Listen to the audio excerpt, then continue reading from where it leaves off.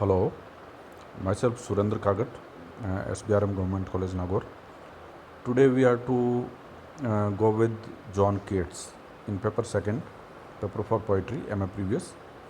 We are to deal with a younger romantic, a poet of the romantic tradition, the times of 18th century and first 3 decades of 19th century. John Keats is one of those three younger romantics with P.B. Shelley and G.G. Byron. Today's poem is Ode to Autumn. This poem has already been done in BA final year, but for those students who are from commerce and science faculty and they enroll themselves as a PG students in English literature, I'm just going to recall Keats as a man of sensuousness. The very word sensuousness, it's attached with Keats. Keats is one of those three younger romantics with Shelley and Byron who died young. So, in high romanticism, we find Wordsworth and Coleridge as the major figures, and Keats is a man so much remarkable in his poetry, a man with history and philosophic bent of mind. Had he lived, must have surpassed so many poets. So, today's poem, if you look at this poem, the poem is divided in three stanzas, three equal stanzas. You see. Stanzas of 11 lines, and if you look at the poem with somewhat seriousness, uh, without looking at the words, if you find the poem, see the stanza second and stanza third, they begin with a question mark. uh, you can see the words by the end of the lines, and there is a kind of a rhythm, rhyme and intent. So ode as a literary form that we have already gone through in our yester classes, but I just want to recall it uh, that after epic, epic is a long poem. After epic, ode is a poem which is not an easy task to write upon. To write an ode is a challenging task. So ode writers are established poets. John Keats is much read. So today's poem Ode to Autumn. So uh, this was nature and creativity, imagination, which was the key figure in Romanticism. So with this romantic temperament, Romanticism in general goes with such sort of things, switching away from neoclassical traditions and went for personal spontaneity, imagination, creativity, all that which is open and wild and free. So this French Revolution of 1789, it made the poets of that generation to comment on nature, on personal, on things which were not framed, not in a particular watertight compartment. So this poem, if you look at this poem, is in three equal stanzas. Uh, it begins with season of maize and mellow fruitfulness, close bosom friend of the maturing sun. See, autumn is considered as season. It is season of fruitfulness, season of maize, and it befriended sun, maturing sun at noon time, conspiring with him how to laud and bless with fruit the vines that round the thatch eaves run. So in autumn, what we happen to see, we see that those vines, the creepers, the greeneries, which were there overshadowed on thatches. So this straw built constructions, not brickly constructions, not these houses. Today's houses are made. So the nature governed constructs, those we find, and how those creepers, they are over those thatches, and they are loaded, they are blessed with, they are with wine, the nectar in them. So the vines are now fully loaded with those fruits, that fruition, that nectar, to bend with apples the most cottage trees and fill all fruit with ripeness to the core. So in those cottages there were big trees, apple trees, and they were ripened to the core. The utmost part, the innermost part of that fruit is fully ripened. So the season is of ripeness, season is of maturity, season is of perfection, almost completeness. To swell the gourd and plump the hazel shells with a sweet kernel.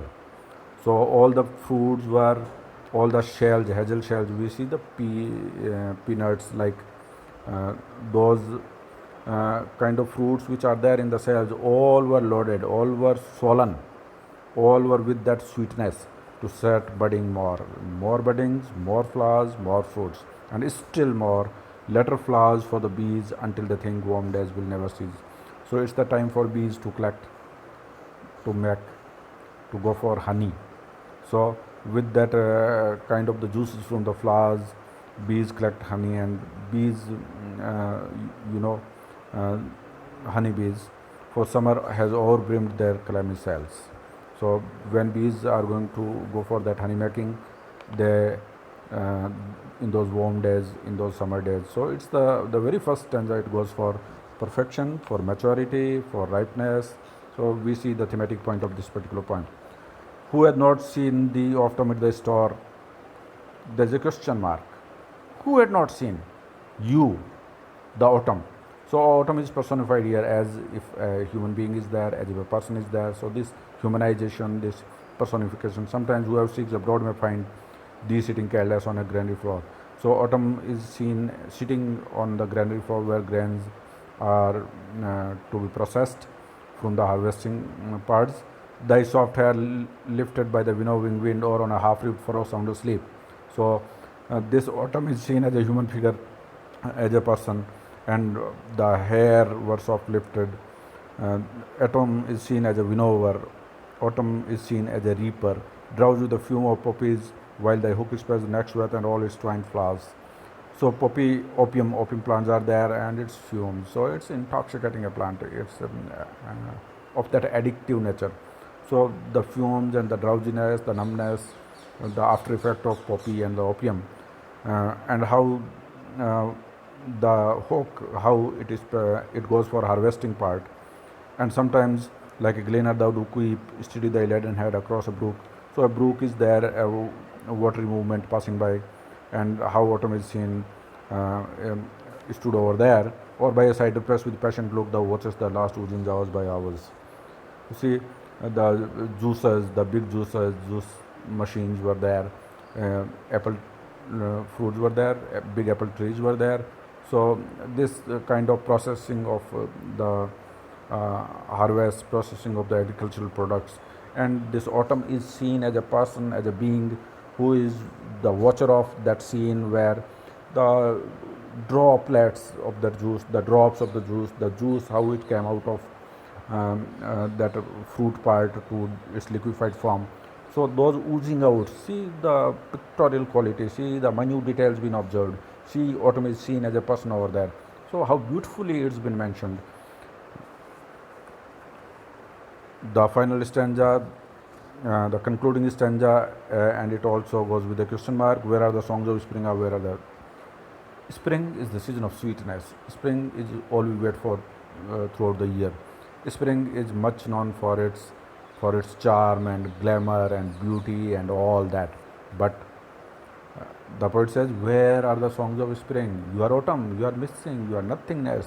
Autumnal part is the October, month of October after Diwali vacation, particularly in Indian frames.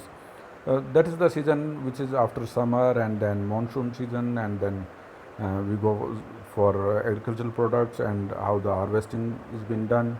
So at that time, trees are as if naked. Trees are without any greenery. So we miss that part which is living, which is all that, and there is a question mark shown. But see the next line: think not of them. You don't have to bother about the spring. Think not of them. Thou hast thy music too. Autumn, you have your own music.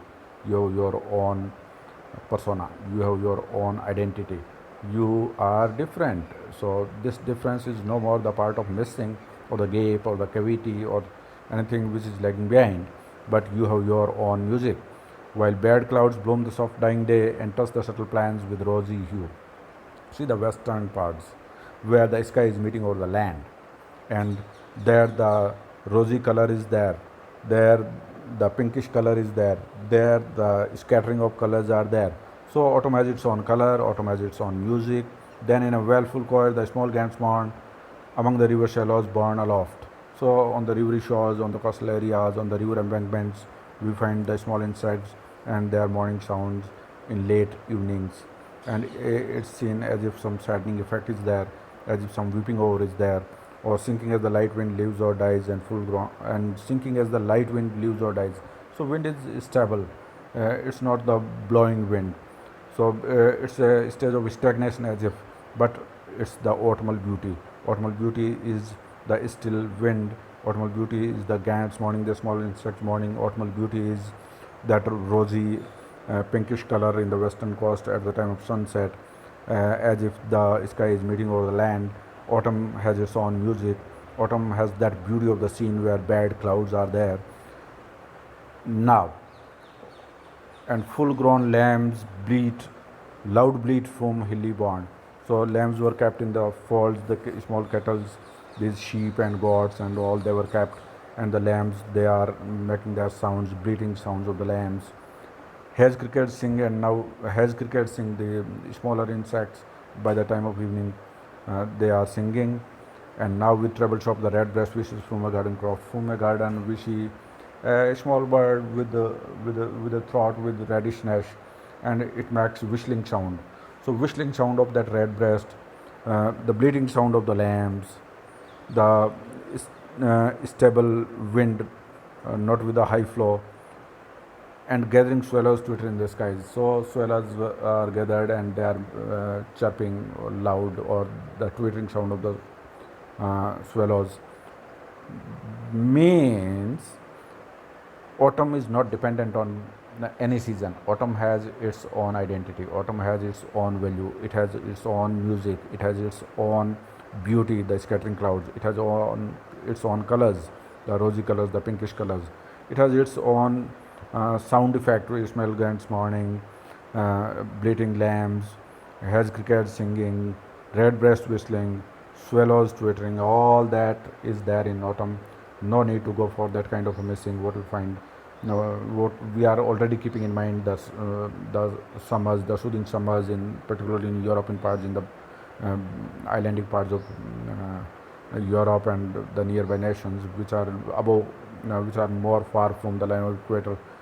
So we, particularly in Indian parts, autumn we see where trees have no leaves and all that, and it's not the part of beautification, or in general we don't find anything which is fruit worthy or not worthy or remarkable. Anything prominent is not there in autumn, but kids find beautification of this season. So it's the poet who made that particular season, changed it upside down. So this beautiful poem, it goes with a kind of a notion where the thematic point is ripeness is all, where ripeness is all, I caught, ripeness is all, uncaught. So within double quote you say ripeness is all is the thematic point.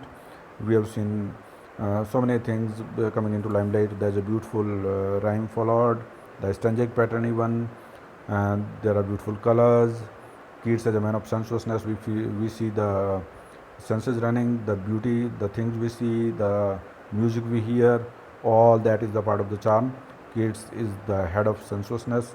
It's that thing which is remarkable in John Keats. Now if you keep it in mind as a part of the seasons, so where it has started from James Thomson to the later poets like William Collins. So nature has been an integral part of romantic notions. Nature has always been the part of romantic writing, this creative frame. Keats, the great man who is very fond of seriousness, particularly why? Because he underwent powerful studies of history, history and philosophy. So we find certain elements of his life theory, life philosophy, how his way of looking at the things is, he says everything has its own value, and how beautifully the poem Autumn is described over here. So what things are noteworthy over here is a beautiful rhyme rhythm followed, the high personification you can see, autumn as sitting on granary floor, autumn as a winnower, autumn as a harvester, a farmer, washer of the cider press. We see one more thing which is all the more remarkable over here is the beautiful sound effect. We call it onomatopoeia. Onomatopoeic effect is there, how the words themselves, when they are spoken, they make meaning. They make meaning. There is no need to go to search for any kind of an external support, but the sound of the words that makes the meaning. Whistling, whistling, whistle, red breast whistle, whistle. When we speak it out, whistle. The sound of the whistle is there. Swallows twittering, the twittering sound. Lambs bleating. All this is the onomatopoeic effect. So this is all about this ode to autumn. There are 5-6 odes prescribed this year by John Keats in paper second of our MA previous. So we shall be looking for next ode on melancholy in our next class. So till then, it's for today. Thank you.